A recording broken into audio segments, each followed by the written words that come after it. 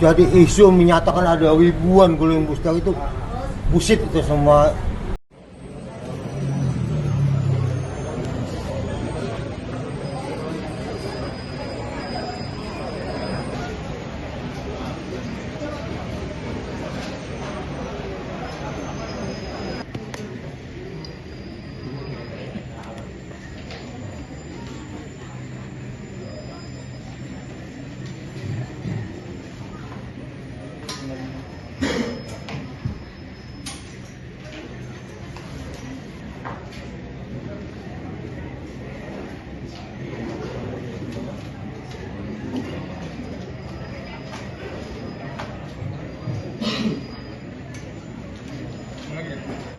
Demi Allah saya bersumpah sebagai saksi dalam perkara ini akan menerangkan yang sebenarnya dan sejujurnya.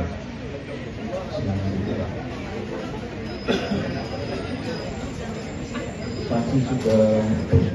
Baik, terima kasih rekan-rekan media. Selamat siang buat kita semua. Ini sidang agenda hari ini adalah pemeriksaan pertama adalah tambahan bukti dari pihak tergugat. Tambahan buktinya itu adalah menyangkut putusan Mahkamah Agung yang sudah berkekuatan hukum tetap. Itu yang tambahan bukti dari pihak tergugat dan sekaligus ada saksi dari pihak tergugat. Saksi dari pihak tergugat ini mau menjelaskan menyangkut masalah satu, glowing booster cell itu terjual cuma hanya 165. Jadi isu menyatakan ada ribuan glowing booster itu bullshit itu semua, isu-isu hoax. Itu yang pertama. Dan tidak ada landasannya. Ini sesuai dengan data yang ada dari pihak perusahaan. Hanya ada 165 yang terjual sejak 2023 sampai 2024. Itu yang pertama. Kedua, tadi juga saksi menyatakan bahwa Nikita dan Doktif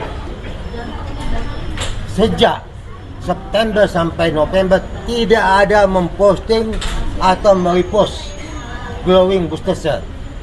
Tapi yang adalah bulan Desember 2024.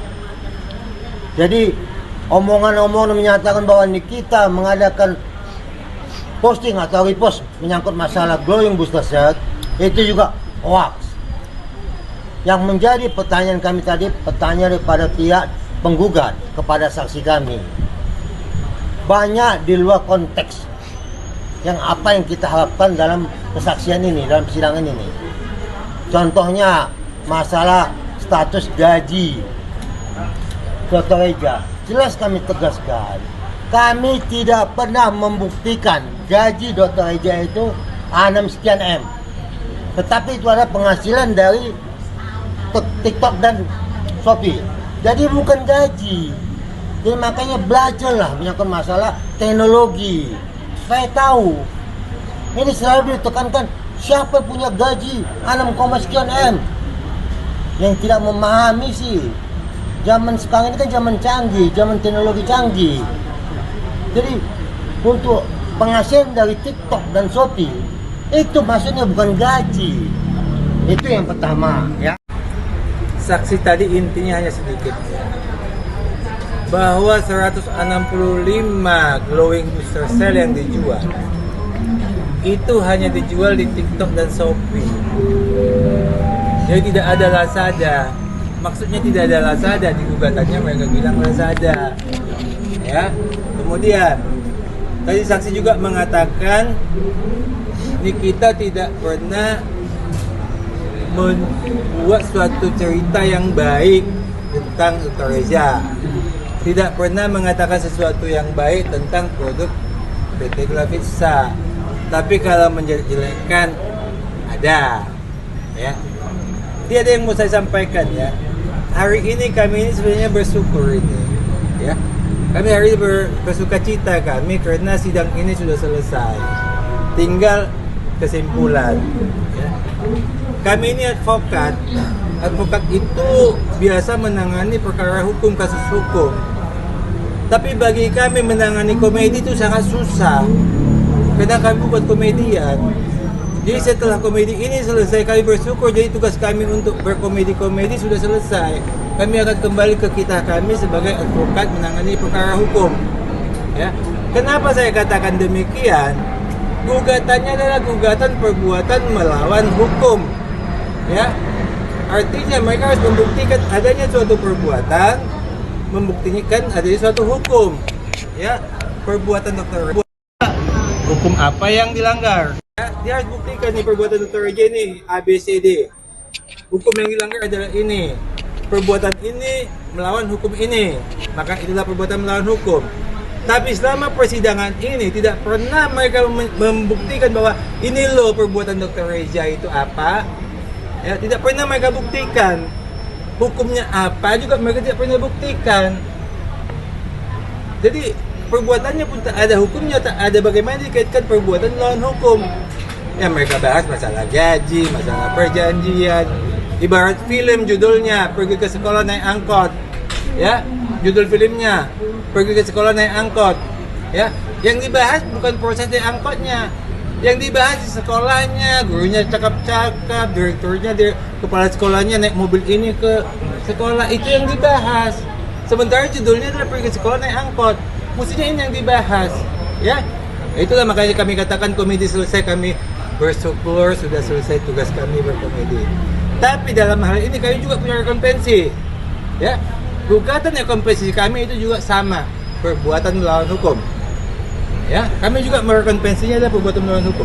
Kami buktikan, ini loh perbuatan kita. Meminta uang 4M. Ya. Ini perbuatannya. Hukumnya kami kasih tahu, pasal sekian pidana. Ya. Perbuatannya ini kami kaitkan dengan hukum ini menyatu. Itu namanya perbuatan ini melawan hukum ini. Ya, supaya kalian paham perbuatan melawan hukum. Jadi, mereka ini nggak paham ya. Oke, saya cukup. Jadi ada dua hal kenapa kami mengikuti persidangan ini, ya. Pertama, kami patuh dan taat terhadap mekanisme hukum acara perdata, sehingga kami mengadili persidangan ini, ya. Kedua, bahwa menyangkut masalah gugatan balik kami atau rekompensi kami, itu sebenarnya kalau gugatan pihak penggugat kami nggak pernah anggap ini, nggak pernah ada bagi kami.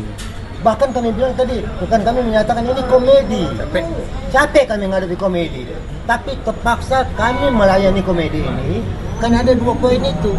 Pertama, menyangkut masalah bahwa kami patuh dan taat mekanisme hukum acara perdata. Karena kami digugat, kami hadirin persidangan ini. Kedua, menyangkut masalah gugatan rekompensi kami. Jadi juga ada nilainya. Jadi kami bisa buktikan dengan putusan pidana yang berkuatan hukum tetap bahwa kita terbukti bersalah. Itu mungkin tanggapan kami. Bang, gugatan rekonvensinya udah diajukan atau memang belum lagi proses, Bang? Udah sekaligus dalam persidangan ini sekaligus. Dalam persidangan ini Bisa Jadi, jawaban. silakan. Jadi gini, gugatan rekonvensi itu kita masukkan pada saat kita memberikan jawaban atas gugatan yang dilayangkan Nikita Mirzani sama Ismail Marzuki ke kita. Jadi setelah pembacaan gugatan di minggu berikutnya adalah jawaban dari kita. Di situ juga kita langsung mengajukan gugatan rekonvensi. Nah, sekarang tadi sudah dijelaskan sama senior-senior saya bahwa berkaitan tentang ada gugatan ini, paling poin pentingnya adalah bahwa kita ini digugat. Dengar nih teman-teman semua, kami ini Dr. Reza Gladys digugat ketika Dr. Reza Gladys melaporkan ini ke polisi. Itu poinnya. Satu. Nah, berarti di sini ada pembelajaran untuk kita semua bahwa yang namanya perbuatan hukum itu bukan merupakan perbuatan melawan hukum. Contoh, ketika Dr. Reza melaporkan polisi, ternyata Dr. Reza misalkan mencuri. Nah, itu berarti Dr. Reza melakukan perbuatan melawan hukum. Dr. Reza ini memakai haknya sebagai warga negara untuk melaporkan atas dugaan tindak pidana pemerasan pada saat itu. Nah, sekarang kita mengajukan bukti tambahan tadi senior kita sampaikan bahwa di sini sudah jelas bahwa perbuatan yang dilakukan oleh Dr. Reza untuk melaporkan itu memang sah, inkrah, sudah berkekuatan hukum tetap. Jadi gugatan rekonvensi balik kita adalah ketika ada perbuatan melawan hukum yang dilakukan oleh Nikita maupun Ismail Marzuki, dan itu sudah dibuktikan dengan adanya putusan inkrah tadi bahwa memang ada nih perbuatan pemerasan, sehingga Dr. Reza ini mengakibatkan kerugian, baik itu uang materi senilai 4 miliar dan lain-lainnya.